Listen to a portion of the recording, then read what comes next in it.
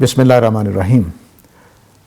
ملت کے جو امراض ہیں ان میں آج ہم اس موضوع پر بات کریں گے کہ دین کا تصور جو ہے مسلمانوں نے، خاص طور سے پاکستان کے مسلمانوں نے اس کو دنیا کے فائدے کی چیز سمجھا ہوا ہے۔ دین دنیا کے لیے اپنایا جاتا ہے، یوں سمجھ لیجیے۔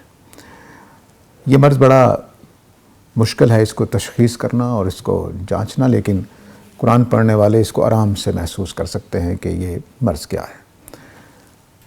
دوبارہ میں بتانا چاہتا ہوں کہ یہ مرض یہ ہے کہ میں نے نماز پڑھنی ہے رزق کھولنے کے لیے، بیماریوں سے بچنے کے لیے، میں نے روزے رکھنے ہیں دنیا میں کامیابی کے لیے، میں نے نیکی کرنی ہے، والدہ کی خدمت کرنی ہے تاکہ میری زندگی آسان ہو، میرے بچے میری خدمت کر سکیں بڑھاپے میں اس لیے والد کی خدمت کرتا ہوں کہ میرے بچے کل مجھے گھر سے نہ نکال دیں۔ پورے دین کا تصور ہم نے یہ بنایا ہوا ہے۔ چنانچہ مجھے اچھی طرح یاد ہے کہ ہماری مائیں کہا کرتی تھیں، بیٹا پیپر ہے نماز پڑھ لو، صبح امتحان دینے جانا۔ مسجد سے عالم دین یہ اعلان کرتے ہیں کہ ثواب دارین کے لیے مسجد میں چندہ جمع کرائیں۔ اس پورے تصور نے ہمارے دین کو، ایمان کو، تقوی کو کھوکھلا کر دیا ہے۔ ہم دراصل دینی ہیں لیکن دینی نہیں ہیں، ہم خدا کے بندے ہیں لیکن خدا کے بندے نہیں ہیں۔ یہ مرض جو ہے اس نے ہمارے اندر سے وہ چیزیں چھین لیں کہ ایک طرف ہم نماز پڑھ رہے ہوتے ہیں، دوسری طرف ہم بددیانتی کر رہے ہوتے ہیں، ایک طرف ہم روزے رکھ رہے ہوتے ہیں، ایک طرف ہم جھوٹ بول رہے ہوتے ہیں، ایک طرف ہم بڑے دیانتدار اور بڑے مہمان نواز ہوتے ہیں، دوسری طرف بڑے متکبر اور دوسروں کی عیب جوئی کرنے والے ہوتے ہیں۔ یہ تضادات اس لیے اکٹھے ہو جاتے ہیں کہ ہم نے دنیا کے لیے دین کو اپنا لیا ہے، آخرت کے لیے نہیں اپنایا، تقوی کے لیے نہیں اپنایا۔ اس نے اتنی بیماریاں پیدا کی ہیں پاکستان میں، اتنی بیماریاں پیدا کی ہیں پاکستانیوں میں کہ آدمی حیران رہ جاتا ہے۔ میں نے بعض لوگوں کو دیکھا کہ ہم نے اتنا بڑا کام کر لیا جی، اب تو آرام سے بیٹھتے ہیں، نہ نماز کی ضرورت ہے نہ روزے کی ضرورت ہے۔ یہ بھی میں نے دیکھا ہے کہ بڑی بڑی داڑیاں پائنچے اونچے کیے ہوئے، ٹوپی پہنی ہوئی، ماتھے پر نماز کے نشانات، لیکن کسی سے غلطی ہو جائے تو اس کے اوپر جو ظلم ڈھارے ہوتے ہیں، آدمی حیران رہ جاتا ہے۔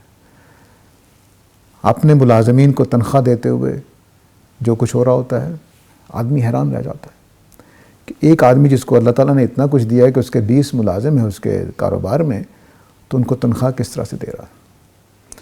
وہ سمجھ نہیں آتی کہ اس نیک آدمی کو ہوا کیا ہے۔ غصہ آ جائے تو قرآن نے کہا ہے کہ العد الخصام، وہ جھگڑے میں بہت ہی آگے جانے والا ہوتا ہے۔ آپ نے بات کر کیوں دی ہے؟ یہ صورتحال ہو جاتی ہے۔ وجہ کیا ہے؟ وجہ یہ ہے کہ ہم نے دین دنیا کے لیے اپنایا ہے، آخرت کے لیے نہیں اپنایا، تقوی کے لیے نہیں اپنایا۔ نماز میں ہمارے ہاں کہا جاتا ہے کہ زکوٰۃ دینے والے کے گھر میں چوری نہیں ہوتی، صدقہ دو گے تو بیماریاں ٹلیں گی، اور صدقہ تو رد البلاء کی ایک جملہ بھی بنا لیا ہوا ہے۔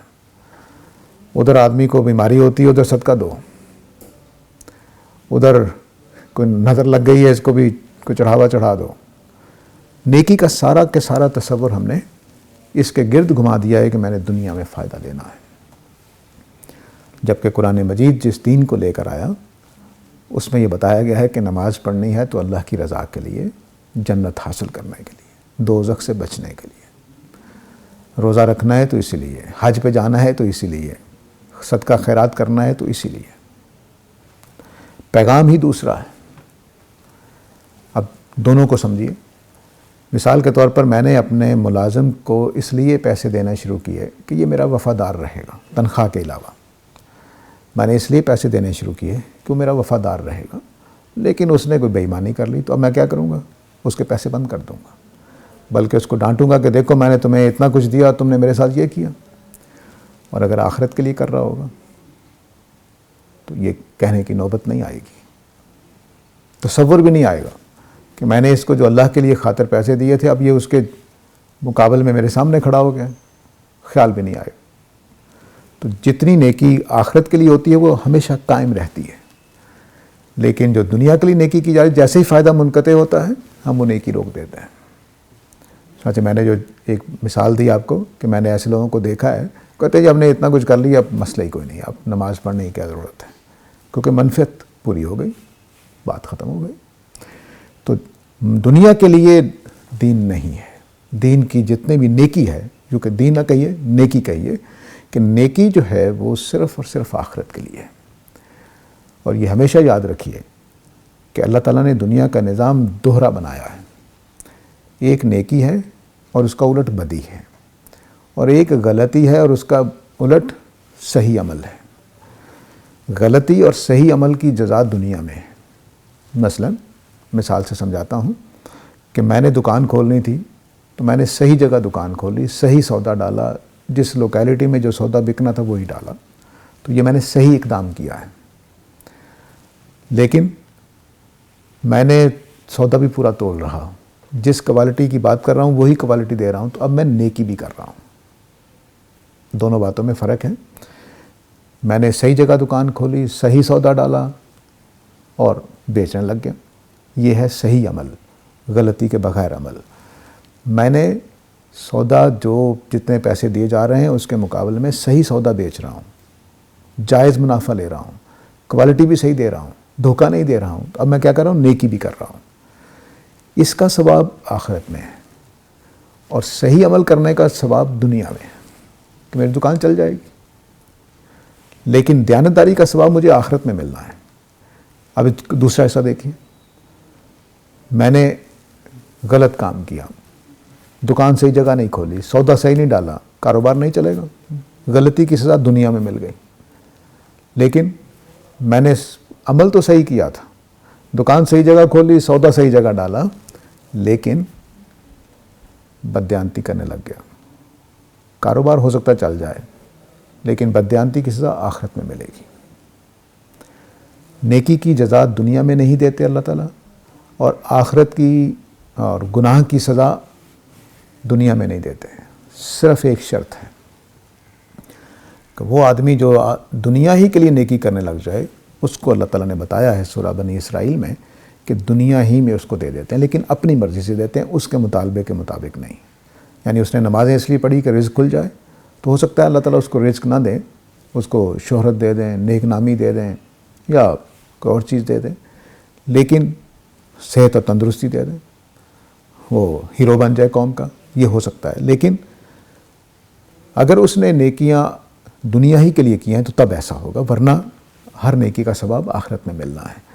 اور اگر اس نے جو زندگی گزاری اس طرح سے ہے کہ بس مار دھاڑ کرنی ہے، کوئی نیکی کی نہیں، تب بھی آخرت میں مارا جائے گا.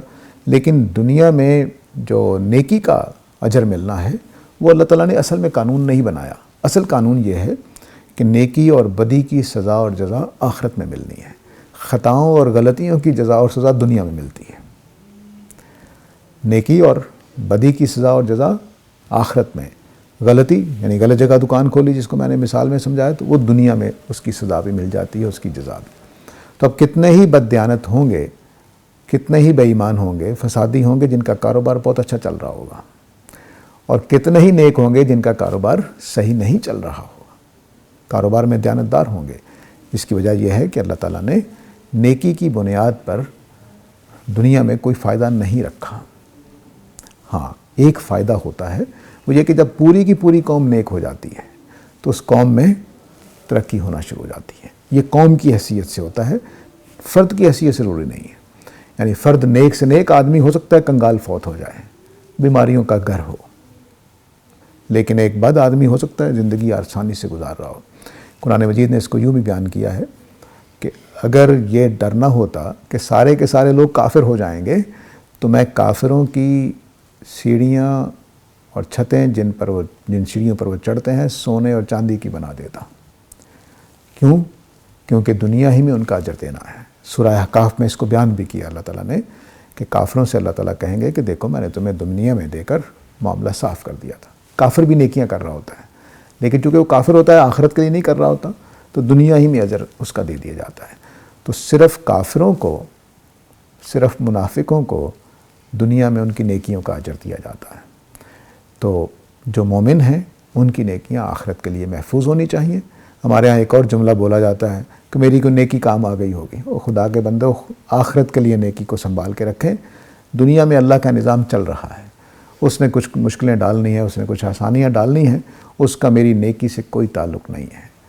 ایک بات اور عرض کر کے رخصت چاہوں گا کہ میری ساری بات کو یوں سمجھیے کہ اللہ تعالیٰ نے نیکیوں کے لیے یہ وعدہ نہیں کیا کہ نماز پڑھو گے تو رزق کھولوں گا، روزہ رکھو گے تو بیماریاں نہیں آئیں گی۔ یہ اللہ کا وعدہ نہیں ہے، اللہ کا قانون نہیں ہے۔ لیکن یہ اللہ کا قانون ہے کہ مادی ضابطوں کے تحت، معاشی ضابطوں کے تحت صحیح اقدام کرو گے تو دنیا میں کامیابی مل سکتی ہے اور ناکامی بھی مل سکتی ہے۔ لیکن آخرت میں دراصل نیکیوں اور بدیوں کا معاملہ ہونا ہے، دنیا اس کی جگہ نہیں ہے، سوائے اس کے کہ آدمی صرف دنیا کے لیے نیکی کرنا شروع کر دے یا وہ کافر ہو، پھر ہر نیکی کا اجر دنیا میں مل جاتا ہے، لیکن وہ اللہ کی پسند کا ہوتا ہے، نہ کہ ہماری پسند کا۔ اس کے ساتھ اجازت چاہتا ہوں۔ وآخر دعوانا الحمدللہ رب العالمین۔